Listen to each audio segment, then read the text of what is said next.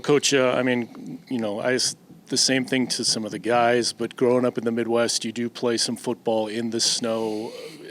Can you compare anything to what happened last Wednesday? No, I don't think I've ever been. I played in the snow, with turkey bowls and growing up, but nothing quite like that. I mean, it wasn't in the forecast. We knew there was a low percentage chance, but actually when we got there, the field was in great shape, and it wasn't until really the end of warm-ups where it started to accumulate. And by the time kickoff came, it was mayhem a little bit, trying to keep the field playable.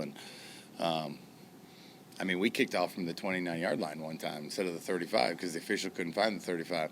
So a lot of craziness happened. It was a perfect Central Western game, But, I thought our guys adjusted as well as you could, and the officials adjusted, and so did their team. It was definitely a different style of game, and our guys obviously played well. The big difference, like you guys got off the field for warm-ups. The field was still clear. You come back out, and it's completely covered. At what point do you rip up the game plan and change things around?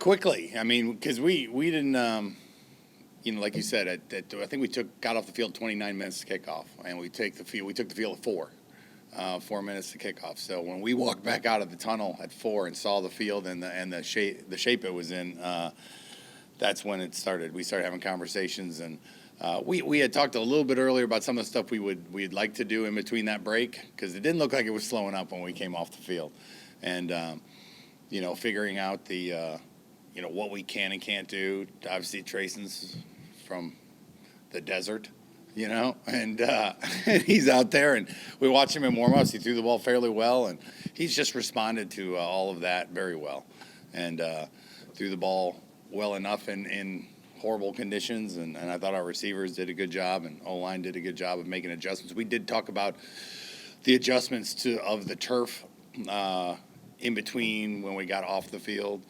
and when we went back out. And I think the best thing that happened is the day before here in Kalamazoo, we had like 3 inches of snow, and the field was totally covered. And I asked the leadership council the day before the game on Tuesday, I said, you guys want to go in or out today? We chose to go out in the snow. So we played on was that Tuesday, the day before the game. We practiced in the exact same, minus the snow coming down, the exact same field. And that was really good for us because we gave us another opportunity to talk about little technique things that you have to do to make sure you're not slipping and falling all over the place. And I definitely think O-line, D-line, and running back-wise, I think we did a good job of adjusting. Looking forward to this Friday, a chance to send your seniors out with a win. Yeah, that's the biggest thing. The senior day, their last time playing in Waldo. They have so many memories here. Obviously, last week bringing the cannon back and putting it back in the trophy case was one of those memories. I think for this senior class, we've had it here for the 6 years, and so getting it back here was a big win for them. And, just making sure that we send them off the right way, and, so that we've been really focused on that. Obviously, we're playing a good team in Toledo. They're explosive everywhere. Their defense flies around, and offensively, they got a lot of speed, and so it's going to be a huge challenge for us.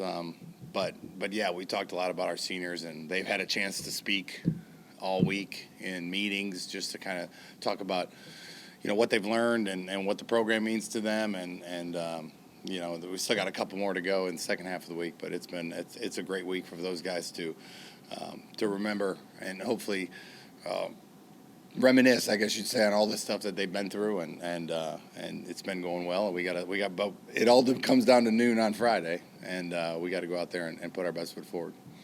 A couple of true freshmen on the team that have 4 games under their belts in Nate Anderson and Trayson Bourget. Do you anticipate playing both of them? No. Can you talk about the decision and? It's a decision that's in their best interest and in the program's best interest. Those are the decisions you have to make. I approached them last week, had a conversation with them and their families, and I kind of had my mind made up. I talked to a lot of people around the school as far as just trying to, put them in the best situation to have great careers. If we were playing, to go to a bowl game or to go to a MAC championship game, they would definitely be playing. But I think.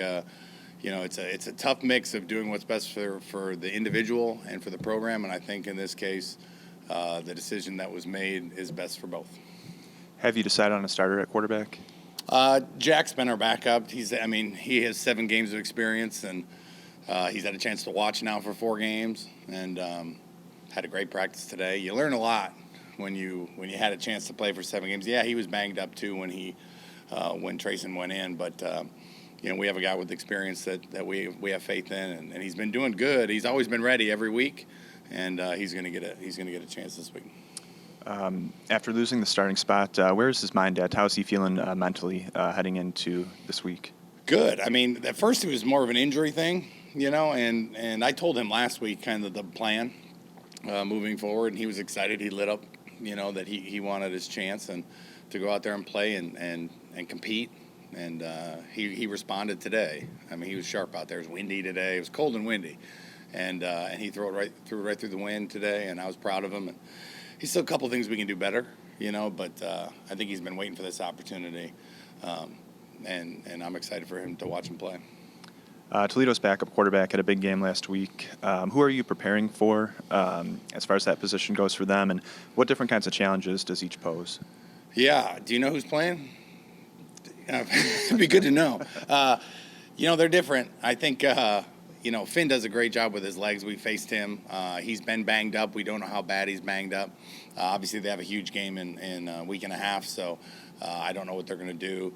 The younger of the two, or Gleason, number 4, man, he can throw it. He's fun to watch. And he got banged up early on last game, but he stayed in and gutted it out, which is a true kind of Iron Man performance, because I definitely knew his hand was hurt. But he hung in there and made some big-time throws. And, he uses his feet some, too. They're not afraid to run him. He hasn't really made the big play, like number 3 last week that could go the distance on you. He's more of a get a first down and get down guy, whereas, Finn can take it and run it. So they're little different runners. So that's Coach Espo is going to have to be ready for both. And more importantly, just the speed. They have great speed on the edges. Their running backs are fast. Their O-line's big. So they've been really explosive as an offense, and no matter who's been in the game. And we're going to, we had a really good defense too. So it's going to be a great challenge for those guys. Will Jacob Gideon be back under center this week? No, he's injured. He's actually having surgery tomorrow. What's today, Monday? Wednesday? It's Maction. I don't know what day of the week. It's Monday today, right? Wednesday he's having surgery. What he did against Northern, he played, got hurt, got back in the game somehow, and just gutted it out. He did an MRI, and he's got, a bicep injury that I don't know how he got back in there. He gutted it, and did a great job. But he needs to, we need to have surgery, and he'll be back as good as ever. But Addison West did an unbelievable job.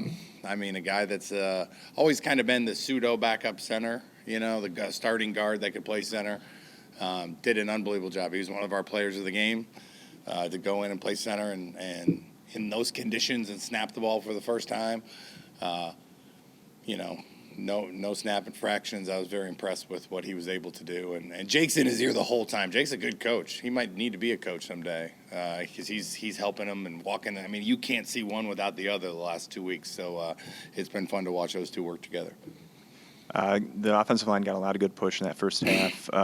Second half, not as much. How has that unit been looking? And did the first half last week do anything for their confidence? I hope so. I do think we played with really good pad level. It's something we've been preaching. We've been trying to get better at. It hasn't been as good as obviously I want it to be, but it was the best it's been. We knew number 9 was a special player. The snow helped us a little bit with that. He did not have the grip that he normally has, so it did make it a little bit easier to block him. But we had great pad level and we got great push. And now in the second half, when the field got better, you started seeing 9 again. Because he's I think he's leading the conference in sacks, and he's a pretty dynamic player. So, but I hope they gain some confidence. Their pad, they did the little things right. I thought. Crooms and the receivers did a great job of making adjustments, and Sean Tyler was patient. The one thing about playing a game on a tundra like that is there's one cut. You get one. And once you get going, there's no cutting. So just be patient and pick your one move and then hit it. And I thought he did a really good job, and it's something that I hope he can learn from, because he needs to be patient. He's so fast; he wants to get the ball and go. And the patience that he showed will help him even when we have a nice field. So. But yeah, I'm hoping the offense. I mean, the frustrating part is you have 250 yards and 7 points in the first half. I don't think we've had 250 yards in a half yet, and we do it in a blizzard. But we have to finish those drives. We got to be better in the red zone, and then we missed 2 field goals. We should have had at least 13. But it was definitely forward progress, but not to the level we need to be at. Sean Tyler put together a workhorse-like performance last week. How's he feeling physically heading into the finale? Good. I mean, it was. I asked him, was it yesterday, and they had a day or two off to get their bodies right, and he's moving around. He ran well today. The whole speed of the game wasn't as fast as it normally is on that, so none of the hits were quite like normal. But yeah, he felt good, and he feels good, and we're gonna have to lean on him. He's a great player, and he's done a good job of shouldering the load. Will Ladarius Jefferson be back this week? Not that I know of right now, no. Is he going to take part in the senior day festivities or pregame stuff? No. Hookster. With COVID here, how do you know who your seniors are and who's coming back? That's a great question. We have, I want to say it's going to be like 17 guys going through senior day. I think of those 17, 3 or 4 have more years, whether it's the 8th year, the 7th year, the 6th year, and who's going to choose to use them. And I always give them the green light that if they're not sure, to go through it anyway.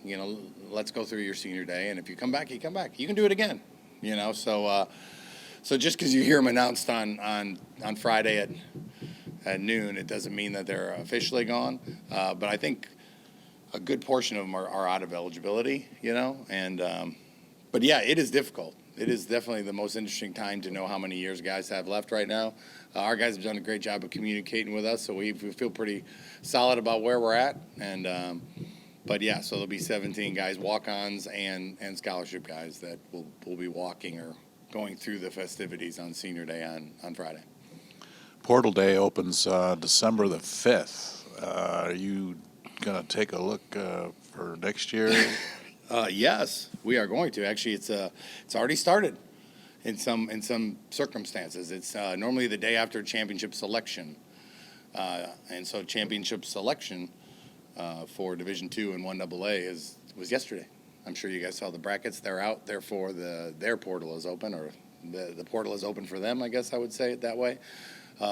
Ours still you got to wait till after championship weekend, and then they'll announce the bowls, and then it opens up right after that. So, yeah, I mean, it's a huge part of college football now, and we definitely have some spots, and we have some spots we need some help. I like where we're at and where we're growing, and our young guys are getting better, and but we definitely have some spots we need to go, and that's what the portal's for, and I'm looking forward to.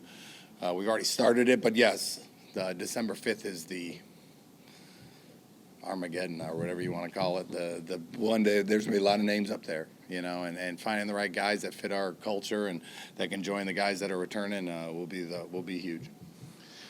This is fairly new, but is it kind of a race to beat the other guys to the guys you want, or how does that work? I think it's a race to. I think in all recruiting, I think it's a race to get to know them. You know what I mean? There's nothing worse than finding out. Unfortunately, it happened to us last year, finding out about Caleb and Sky late. Like 3 days before second semester started.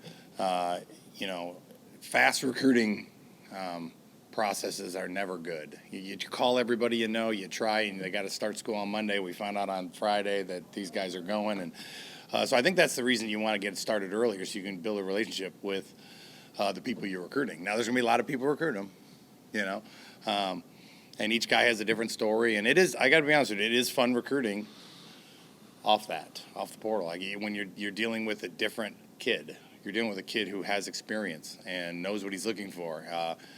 We have shiny objects and they're beautiful, right? But they don't matter to these guys. Like the shiny, they're over the shiny objects. They want an opportunity to play and trying to fit in a scheme that can hopefully utilize them immediately. And But some of the stuff that matters to 18-year-olds doesn't matter to 21-year-olds.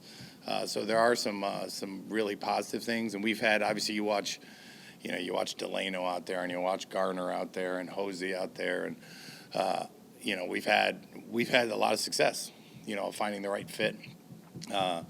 D-Jack, I mean, there's tons, and so it can make a huge difference on your program if you get 3, 4, 5 guys that come and help your team immediately, whether it's for 1 year or 2 years. So, but I think the key is getting to build that relationship.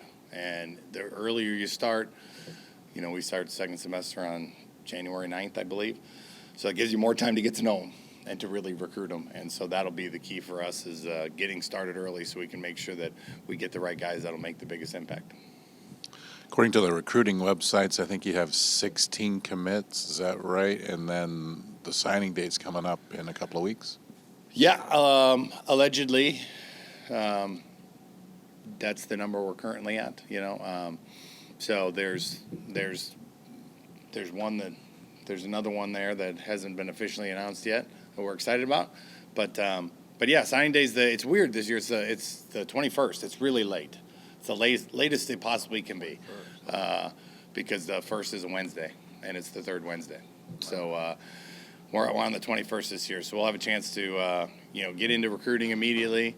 Have our official visits.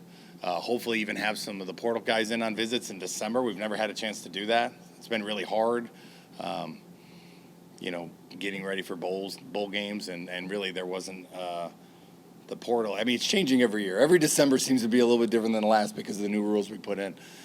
So this is going to be, a great opportunity for us as a program to really dive into recruiting not only the high school kids but the portal kids in December, which in the past we haven't had the ability to do, and we do this year, so we got to take advantage of it. The Mid-American Conference this year is kind of unique. I mean, I don't remember it being like this. So used to be the West had more dominant teams or had more of the dominant teams than the East side. They've obviously caught up to the West over there in the East Division of the MAC in football, and their side hasn't even been determined yet who's going to be representing the East Division. So, and Toledo could potentially win the West with 3 losses if you are able to get a victory on Friday. So where are we at with this MAC football thing? Well, the parity's crazy, and we knew that, and you have to be in games. And our last 4 games, we won 2 of them. We lost 1 by 3, 1 by 4. Those are, in my opinion, our MAC football games. You play hard. If you play hard, play efficient, you play, complementary football, you'll be in the game late, and that's, when I took over the offense, that's kind of what I thought we needed to do a better job of, and I'd like to win all 4 of them, but we're 2-2, and the other 2 were down to the last drive, which is what it should be. But yeah, the parity is crazy, to see a team that's been watching Ohio and Bowling Green over there, and really Buffalo. All those teams really struggled last year. They all had everyone returning. I know they were Ohio was figuring their quarterback situation out, and Buffalo was figuring their quarterback situation out last year, and they brought everybody back and really made a run. And same way when Finn was figuring it out last year in his first year starting, and then came back this year kind of as a veteran. And I do think that makes a big difference. Us losing our quarterback, Ball State losing theirs, even Eastern losing theirs, it definitely it's hard to keep it going when that happens. That's a major change, in a program. So the parity, at least on our side, is still there, and I think that, like you said, the East they're having a great year, and Kent and Miami kind of owned that league, that side last year, and then Kent lost their quarterback, and Miami's quarterback got hurt, and then some of the teams that were at the bottom of the East are now battling for the championship. I'm excited for tomorrow night. I think it's tomorrow night. The Buffalo, or was it? It's Ohio Bowling Green. That's going to determine a lot of what's going to happen over there, and so there's some big games because there's still 3 teams. With 5 days left, there's still 3 teams that can win the East, which makes it exciting, All right, and Toledo has the number one offense in the league. They actually have the number one defense, total defense. They score more points than anybody. What's your impression of Toledo? Yeah, they're explosive. They've done a great job recruiting.